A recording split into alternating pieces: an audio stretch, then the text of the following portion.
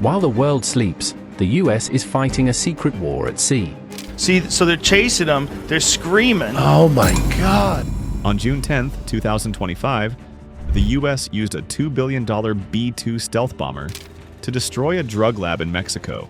Not in war, not against a nation, but against a cartel. It was quick, precise, and left no trace. But this operation has raised major legal and ethical questions, and could change global military strategy forever. So, what exactly happened that night? Why was this lab so important? And why did the US go to such extremes? Let's start from the beginning. It was the early morning of June 10th, 2025.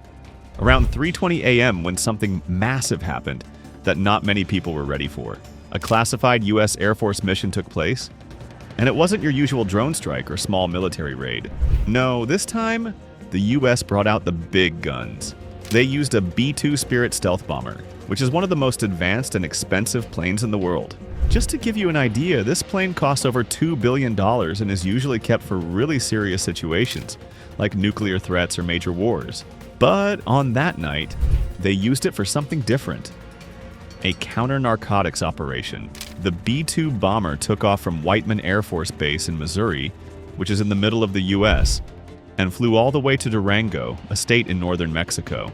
That's where its target was waiting. A huge fentanyl drug lab. Now here's where it gets crazy. People living nearby said they were woken up by a strange low humming sound, kind of like a huge machine flying silently overhead. A few seconds later, they felt what they thought was an earthquake. Windows shattered, lights flickered, and then, boom! A massive explosion rocked the area. But what was weird? No one actually saw anything coming. Later that day, satellite images confirmed the truth. The lab was gone. I mean, completely wiped off the map. There wasn't even debris left behind. It looked like the place had just vanished. No buildings, no vehicles, no people. Just a blackened hole where the lab used to be. Reports said there were no survivors, not even the cartel guards. And there were no civilian casualties either, which is why the US is calling the mission a surgical strike. Now, why is this such a big deal? Because this is the first time ever that a B-2 Spirit bomber has been used in an anti-drug operation. Usually they're used for attacking heavily defended military targets in enemy countries, not drug labs. So this wasn't just a military move, it was also a message. The US basically said, if you build a deadly drug lab near our border and we know about it, we'll take it out. No warning, no chance to run. Even though the mission was classified at first, a few days later the Pentagon confirmed it. They said the decision to use the B-2 was made after months of surveillance and intelligence gathering. They were tracking the lab for a long time, and they knew it was too well defended for a normal drone strike or special forces raid. In short, this was the only way to hit the target fast, with zero risk to American troops and zero chance of the cartel escaping. After the strike, Mexico's government didn't say much, only that they were informed about the mission shortly before it happened. Some people believe Mexico gave quiet permission, while others think they were just told last minute so they wouldn't panic when they heard the explosion. Alright, now let's talk about the part that everyone's been asking.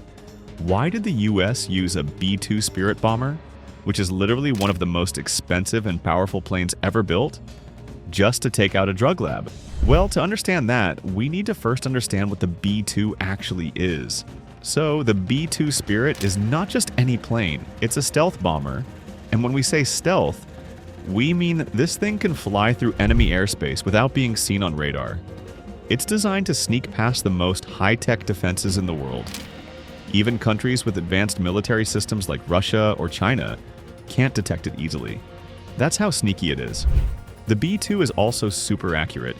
It doesn't just drop bombs randomly, it can drop a guided bomb and hit a target as small as a car from 40,000 feet up in the sky.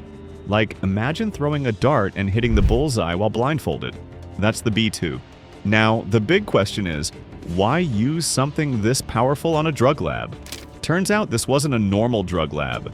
According to leaked Pentagon papers, this fentanyl lab was built underground, had layers of protection, and was guarded by cartel members with military-level weapons. But that's not all. It also had anti-aircraft systems installed around it. In simple terms, this drug lab was built like a military bunker. You couldn't just send in a drone or a helicopter and expect it to work. The cartel expected attacks and had defenses ready. There were even rumors that corrupt soldiers from the local Mexican army were helping protect the place. So here's the problem the US faced. They couldn't send in a team of special forces soldiers. Why? Because that would be too risky. The team could get caught, or worse, it could turn into a firefight between US and cartel soldiers. That would be a disaster, especially on foreign soil. Plus, it could create a huge political mess with Mexico. Next option? Drone strike. But drones like the MQ-9 Reaper, while powerful, can be shot down. This lab had radar and air defenses. A drone could get spotted, shot, or jammed before it even reached the target. And even if it made it through, it might not have enough firepower to fully destroy an underground facility that's been reinforced with concrete and steel. The US military needed something that could fly in undetected. Avoid all the radar and anti-aircraft missiles. Drop a bomb that could blow up an underground lab in one shot and get out of there without starting a war. And the B-2? It checks every box. It flew all the way from Missouri, entered Mexican airspace without being seen, dropped a precision-guided bunker buster, and wiped the entire lab off the Mapal in under a few minutes. No one saw it coming. No one had time to respond. And most importantly, no American soldiers were put in danger. This is exactly why the B-2 was used. It's like using the best tool in the box for the hardest job. Yes, it's expensive. Each hour it flies costs thousands of dollars, and using it for a drug strike might sound extreme. But this wasn't just about drugs. This was about national security. The US had intel that this lab was producing enough fentanyl to flood American cities. We're talking about drugs that could kill millions of people. And with no safer way to do it, the B-2 was the only aircraft that could pull off a clean, no mistakes mission. Alright, here comes the big question that everyone's thinking. Can the US just fly a bomber into another country and blow something up? Without permission? Well, technically, no. Under international law, one country can't just launch military attacks inside another country without approval. It's seen as a violation of that country's sovereignty, which means their right to control what happens inside their borders. So, if the US bombed a cartel lab inside Mexico without getting a green light from the Mexican government, that could be a serious problem.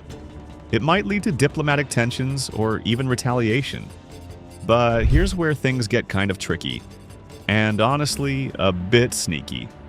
According to several leaked reports and sources from both the US and Mexico was informed just minutes before the strike happened. This is a tactic called strategic notification. Now, what does that even mean? It means the US gave Mexico a very short heads up just before the bomb hit. Not enough time for Mexico to stop the mission or argue about it, but just enough to say, hey, don't freak out if you hear an explosion. It's us. In other words, it's not full permission, but it's also not a total surprise. It's kind of like telling someone, I'm gonna borrow your bike, while you're already halfway down the road riding it. So, did Mexico approve the mission? Not officially. But here's the interesting part. Mexico didn't condemn the attack either. In fact, President Andrés Manuel López Obrador, the leader of Mexico, actually made a surprising statement. He said, "This sends a message to the cartels that no place is safe anymore." That's a pretty bold thing to say. It shows that, at least publicly, the Mexican government was okay with the result of the strike, even if they didn't fully agree with how it was done. But here's the twist behind the scenes. Things are a lot messier. While the president stayed cool in front of the cameras, many people in the Mexican military were angry about what happened. Some reports said top generals were furious, calling the strike a violation of national pride and military authority. And honestly, it's easy to see why they're upset. If the US can just launch attacks inside Mexico whenever it feels like it, without official approval, then what's stopping it from doing it again? Or doing it in other countries? That's what people mean when they say this sets a new precedent. A precedent is something that, once it happens, makes it easier for similar things to happen again in the future. So this one airstrike, it could change how international military missions are handled going forward. Countries like the US might feel more confident doing quick strike missions without full agreements, especially when they believe it's about protecting their own national security. Now let's talk about that phrase, national security. The US justified the strike by saying that the Cartel lab was producing huge amounts of fentanyl, which is causing tens of thousands of deaths in America every year. From their perspective, this was not just a Mexican problem, it was an American emergency. They basically said, "We had to stop this lab before its drugs flooded our streets and killed more people." That argument might make sense to some. But to others, especially in Mexico, it sounds like the US is playing global police again, doing whatever it wants just because it has the power. And yeah, this move could create a trust issue between the two countries. Mexico might now feel like they're being sidelined, even in their own territory. Alright, now let's talk about why this specific drug lab was such a big deal. Because you might be thinking, okay, it's a drug lab. Don't cartels have hundreds of these? Yes, they do, but this one was on a whole different level. This wasn't just some small lab in the middle of nowhere where people were cooking up illegal drugs in secret. This was what law enforcement called a super lab. That means it was huge, high-tech, and producing tons of synthetic drugs every single day. And the main drug they were making? Fentanyl. If you don't already know, fentanyl is one of the deadliest drugs in the world. It's a synthetic opioid. Basically a lab-made painkiller that's 50 to 100 times stronger than morphine. Just a tiny amount of it, like even a grain of salt, can kill someone. This drug is a big reason why there's a massive opioid crisis in the United States right now. In fact, over 100,000 people die from drug overdoses every year in the US, and the majority of those deaths are caused by fentanyl. So yeah, this lab wasn't just making drugs for addicts, it was literally producing poison at a massive scale. According to intelligence from both the DEA, Drug Enforcement Administration, and US military, this lab in Durango, Mexico, was one of the largest fentanyl producers in North America. It was linked to the Sinaloa Cartel, which is one of the most powerful and violent drug organizations in the world. But here's the scariest part. US officials had been tracking the lab for over 6 months. And during that time, they discovered something terrifying. The lab was getting ready to ship out a huge batch of fentanyl, not to some shady dealer on the border, but directly to Los Angeles. The report said the amount of fentanyl in that one shipment was enough to potentially kill over 5 million people. Yeah, you heard that right? 5 million. That's more than the population of some entire US states. Just imagine if even a small portion of that made it to schools, parties, or into fake pills. The damage would be catastrophic, and it gets even worse. The lab wasn't just dangerous because of the drugs, it was also heavily protected. It had guards with military-grade weapons. We're talking about assault rifles, night vision goggles, and even rocket-propelled grenades. There were also rumors that some rogue Mexican military officers were secretly helping the cartel protect this lab. That means corrupt insiders with training and equipment were actively stopping law enforcement from getting close. And where were they getting all this stuff? Surprisingly, reports say the lab was using Chinese-made chemical equipment. Apparently, the machines and ingredients used to make fentanyl were smuggled in from China, processed in Mexico, and then shipped to the US. This shows how global the drug operation was. It wasn't just one group doing everything, it was an international supply chain, like how a big company ships products worldwide. But instead of phones or clothes, it was shipping deadly drugs. Because of all this, US intelligence agencies marked this lab as a Tier 1 national security threat. That's a really serious label, usually saved for terrorist groups or enemy nations. The government believed that if they didn't stop this lab in time, the consequences would be worse than any single terrorist attack in recent years. And that's why they acted. They watched the lab for months, tracking every shipment, every visitor, every security update. And once they had the full picture, once they knew where the chemicals were stored, where the guards were stationed, and when the next shipment was planned, they sent in the B-2 bomber. So yeah, this wasn't just a random attack on some drug den.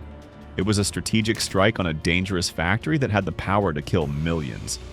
Okay, so the B-2 bomber strike wiped out the cartel's super lab. Mission complete, right?